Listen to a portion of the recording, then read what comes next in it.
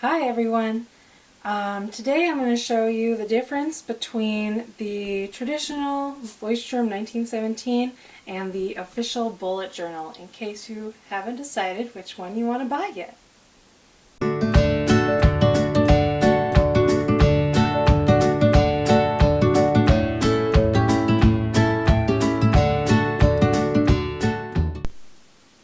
Hi everyone, I'm Talia and I'm excited to show you my bullet journal comparison video. So today I wanted to show you the difference between the original Leuchtturm 1917 and the official bullet journal version. Now there's probably not that big of a difference because they are made by the same company, but there are a few things that might sway your decision one way or the other. So let's dive in. The only thing I've done to these is I've taken off the cellophane. Aside from that, they are in pristine condition. You can see that from the fact that their tabs are still tucked in. I haven't even opened them yet, so I'm excited about showing you both of them right now. Alright, let's start with your traditional bullet journal. Okay, so this is the dot grid. That's why it says dotted right there. And this is the berry color. It's looking a little red on my monitor, but I'm hoping it looks berry to you, because that's the color it is. So, tells you about the notebook on the back. There's 249 pages, blank table of contents, 8 perforated sheets at the end, expandable pocket, page marker and elastic closure band, thread-bound book, opens flat, sticker for labeling and archiving, and the dimensions are 145 by 210, ink-proof paper, acid-free paper. And it's in the berry color. It says the color over there by the barcode. Okay, let's open it up. Okay, let's open this up. Okay, so I'm going to take off the outer band and we'll see what's inside. Okay, so first we have our little information, our little card, thank you for purchasing, our name and address page, blank, and then we have our index or content page, and there's 3 of those. And then we dive into our dot grid, and they are numbered all the way up to 249, and the ones at the end are perforated so you can tear them out. Our blank page at the end, and our stickers for archiving, which I can tear out. There they are. And of course our pocket. Inside it has 2 bookmarks. One is the same berry color as the cover, and the other one is a berry with a gray stripe. Okay, so that's what comes in the Leuchtturm. It's hardcover. It's got a little bit of a Leuchtturm indent on the bottom back. And it's not perfectly smooth. It has a little, you can tell it's a little green on it, but it's basically smooth. So that is our traditional Leuchtturm. Okay, so here we have the official bullet journal, and the outside's a little different. It has the bullet journal marking it right there, and journaling at the speed of life. It also notes that it's going to have a bullet journal guide in the inside, 3 page markers, and the same pagination as the other notebook. This one's dotted as well, so those should be very similar. Back's a little bit different.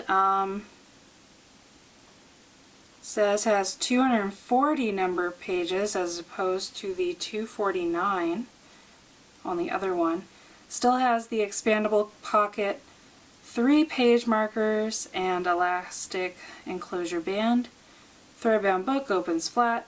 stickers for labeling and archiving, dimensions 145 by 210 millimeters, ink proof and acid free. So the only difference I'm seeing right here is that it has 9 less pages and an extra page marker. Okay, it also notes on this side that it has a blank index, so we're going to have to check that out when we get in there. I did want to note that the official bullet journal at this time only comes in 2 colors. This is the emerald green, and it also comes in black, whereas the Leuchtturm comes in a wide variety of colors. So the official bullet journal only comes in black and emerald. Okay, let's open her up.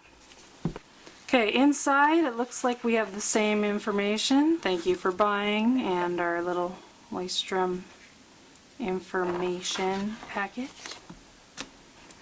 And we have our name and contact. The key is something that we don't have in the other one. So they have task, completed, migrated, etc. It's nice to have a key in the beginning if you're using that same key. And there's also some blank ones here where you can put in your own signifiers. That's really nice. Okay, blank page again. Oh, and we have a tips page. Getting started, do what works for you, less is more. Ooh, and a blank index. Almost blank. Okay, it has the future log on pages 1 through 4, and the instructions are on 241 to 248. So it looks like those 9 pages were probably lost in doing our instructions at the back. And that's why we have less pages in this one. 9 less pages isn't that big a deal in scale, grand scheme of things. Okay, so we turn past the index. Looks like we have an extra page. Let me check. Index 1, 2, 3, 4 pages. And then we go into the future log, and it says future log at the top. So you have to write in there. Another spread of future log for pages 1 through 4. And then we're into our empty pages, or blank pages I should say, with our dots. Our dot grid. Okay, at our back starting on page 241, we have an introduction, rapid logging, the event bullet journal, the note bullet, tips, collections, migration indexing, and the blank page at the back. And a little bulletjournal.com statement at the back, and we have our same stickers as the other one, and our pocket. And these pages at the back are not perforated, so you don't have any pages you can rip out like in the other one. Okay, so this journal has 3 markers. We have the emerald color, same as the cover, and then we have a black and a white one. This one also has an indent on the back, same as the other one. It is really hard to see, and I don't know how to show you guys that bullet journal header. It's indented so you can feel it when you rub your finger across it. It's not very bold, but it is definitely on there. So everyone at the coffee shop will know that you are bullet journaling when you whip that bad boy out. Okay, so on a side-by-side comparison, I'd have to say the official bullet journal does have a couple big pluses for me. Number 1, I really like that extra page for the index because I index a lot and sometimes my index gets very close to full. So I would just like that extra cushion. The extra page marker is definitely a big plus because I use them a lot to mark where I am, and it would be helpful for keeping track of spreads that you go back to regularly. like perhaps your habit tracker, or if you have some other kind of tracker, an exercise tracker, a weight loss tracker, a waiting on packages list, or just a shopping list, whatever that frequently used one is for you. The one drawback to the bullet journal, the official bullet journal, is it does have a few less pages than the Leuchtturm, and I do actually like the ones that you can tear out at the back. I don't use them very often, but in case you need to scribble down a phone number or write a note and leave it for someone, it's just a nice feature to have. That being said, if I had instantly used up both of them and I was buying one right now, I'd probably go with the original just because I like having the color choice, though I would definitely miss the extra page marker. It is very useful to have an extra page marker. Okay, well, I hope that helped out anyone who was debating between whether to buy the original or the official bullet journal versions of the Leuchtturm 1917.